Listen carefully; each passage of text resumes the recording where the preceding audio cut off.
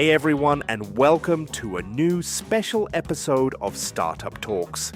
Today, we're talking about one of the most common and expensive mistakes founders make when they write about their products. We've got 5 topics lined up, so let's get into it. So, let's start with what I think is the single most widespread mistake. Founders describe their product in terms of what it does, features, technical capabilities, integrations.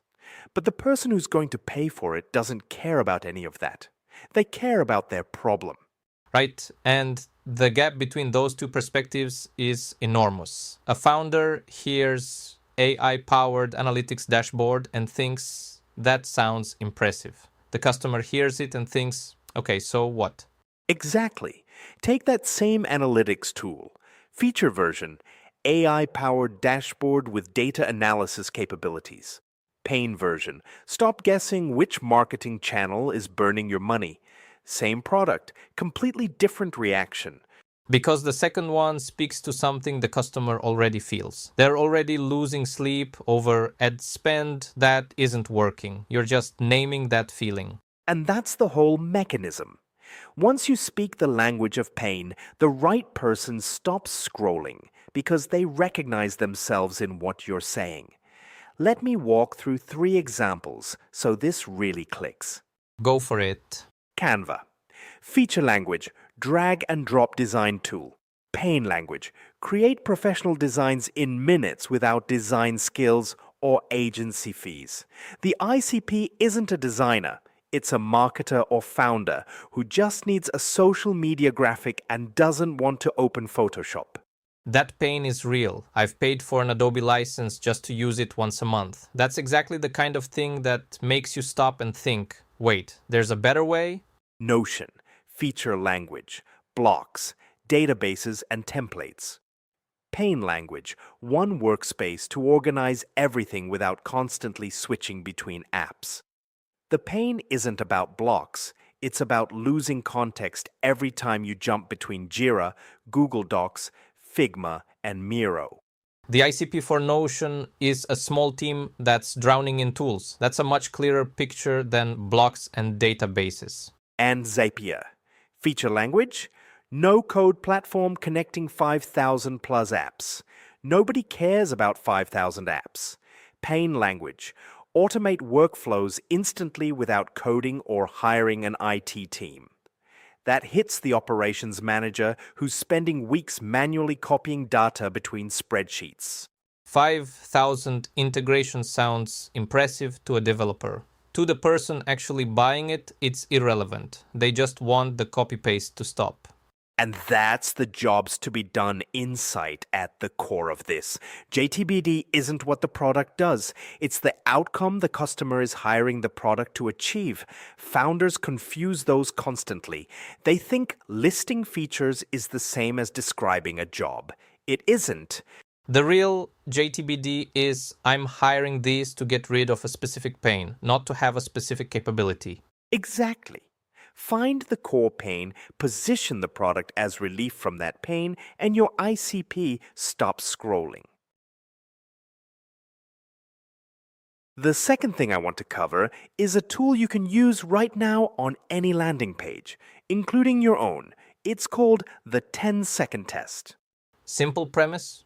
Very simple. Open the page, read the headline cold, out loud if possible. Within 10 seconds, can you answer 2 questions? Who is this for and what do they get?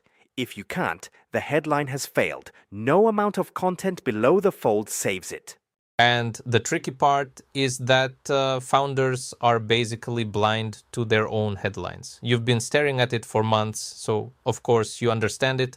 Right, which is why you have to ask someone who knows nothing about your product, or pay someone. But if even you can't answer both questions in 10 seconds on a first read, close the tab, it needs a rewrite. There's also the algorithm angle here, which I think is underrated. Ad platforms aren't just showing your ad to humans. Good point. Meta's ad system, search engine targeting, they all run sentiment analysis on your copy. If it's unclear who your audience is, the algorithm can't target correctly. You get traffic that bounces. The disconnect between your ad message and your landing page headline is one of the most common reasons campaigns fail. Traffic arrives, sees something that doesn't match what they clicked on, and immediately leaves. Classic. Now let me show you what this looks like with a real example. Imagine Slack's landing page headline was written the feature way. Team messaging platform with channels, integrations, and AI features. Read that cold. Who is it for? What do you get? Honestly, I'd need more than 10 seconds. It sounds like every other messaging app, nothing to hold on to. Exactly. Now look at what Slack actually uses. Where work happens. Under 5 seconds. You immediately know this is for teams. It's a workspace. It's where things get done. That's it. The difference isn't creativity, it's clarity. The bad version describes the product, the good version describes the result. That's the whole insight. A great headline isn't about being clever. It's about being instantly understood by the right person. The third topic is specific to founders who came from corporate. I'm in that category, so I know this one well. What's the trap? When you leave a corporate job to build something, you carry your old identity with you, and the first place that shows up is your LinkedIn profile. Most corporate to founder profiles look something like 12 plus years at Google, MBA, helping companies scale.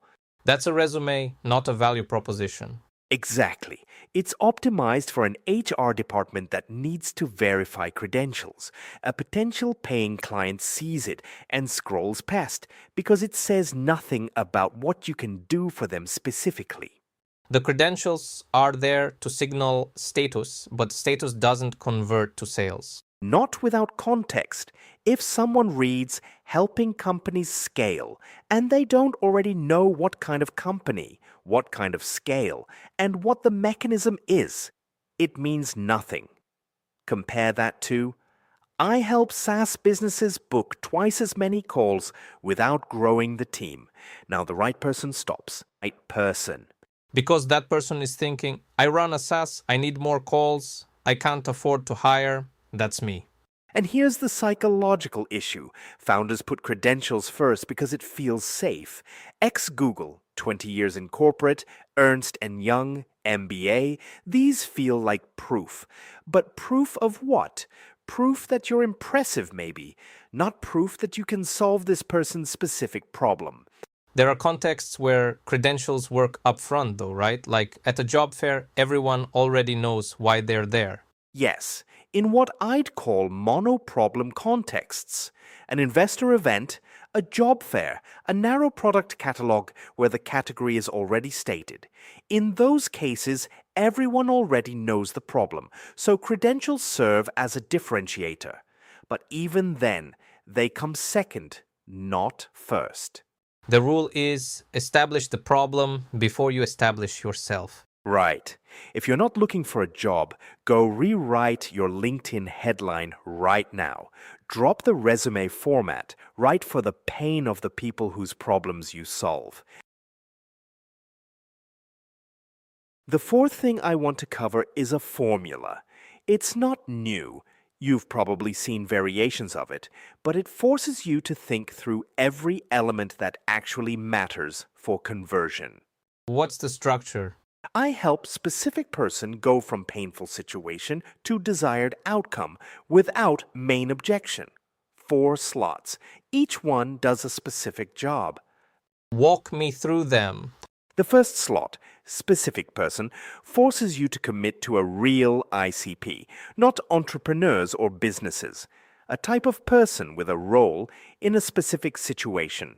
If you can't name them, you haven't done your ICP work yet. And the second slot, the painful situation, that's the before state. Right. Not a vague problem. What keeps them up at night? What they'd whisper to a friend? What they'd Google at midnight? If you describe the situation precisely enough, they'll feel like you're reading their diary. The third slot is where you're taking them, the desired outcome. Not the process, not the methodology, the end state. Exactly. Not, I help you implement an agile workflow. That's a process. The outcome is you ship products twice as fast without the chaos. That's what they actually want. And the fourth slot, the without, is handling objections preemptively. That's the secret weapon. You're collapsing the main objection before the person even voices it. Usually it's cost, time, complexity, or risk. When you name it and neutralize it in the same sentence that introduced the outcome, the reader doesn't have time to default to resistance. That's actually a pretty elegant psychological move. You resolve the first objection before they can even form it. And it creates momentum. They're nodding along. Yes, that's my problem. Yes, that's what I want. And then you take away the thing they were about to say no to. Let me apply this to the same 3 examples. Let's hear it. Canva.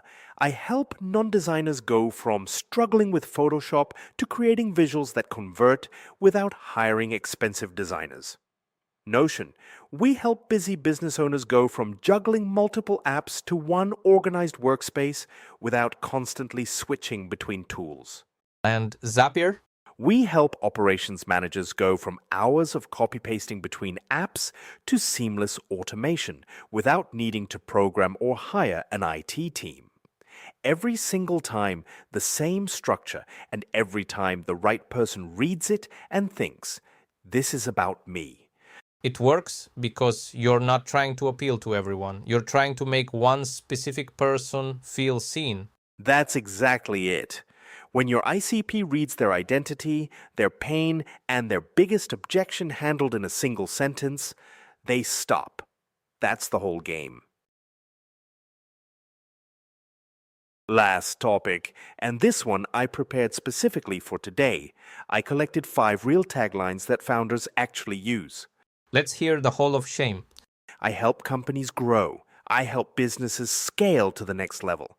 I help entrepreneurs build 7-figure businesses. I empower companies to succeed. 10x your business growth. What do all 5 have in common? They're completely interchangeable. You could put any of them on a consultant, a coach, an agency, an investor, a keynote speaker. Nobody would notice. Exactly. They belong to no one, and they stop no one. If your tagline could be attached to any other business without anyone noticing, it's not a tagline, it's wallpaper. There's also a credibility mismatch issue here. Transform your business sounds great when Toyota says drive your dreams, because Toyota has 8 years of brand behind it. Right. A first-time founder with no track record making those kinds of claims doesn't have the credibility to back them. You haven't earned that positioning yet. Start specific and targeted. The broad brand positioning comes after you've solved real problems for real people. So the fix is just to run these generic taglines through the formula we talked about? Exactly. I help companies grow becomes I help SaaS marketing managers go from flat MRR to 2x growth without hiring more staff. Now we know who, where they're stuck, what they get, and what they don't have to do. 4 pieces of information instead of 4 words that say nothing. Same transformation for scale to the next level? I help e-commerce owners go from abandoned carts to a 30% revenue lift without technical headaches. Or the coaching version, I help agency owners go from months of flat revenue to predictable MRR growth without clients churning. Every time, the ICP identifies themselves in under 2 seconds. And the test is simple. Could I paste this onto a competitor's site and have nobody notice? If yes, rewrite it. That's the test. If your tagline is portable, it's not yours. It needs to be specific enough that your exact customer reads it and thinks, this is written for me. That's when they stop scrolling, stay on the page, and actually pay attention to what you're offering. Simple rule, hard to execute, but simple to understand. That's all for today. Thanks for listening, and see you in the next episode of Startup Talks.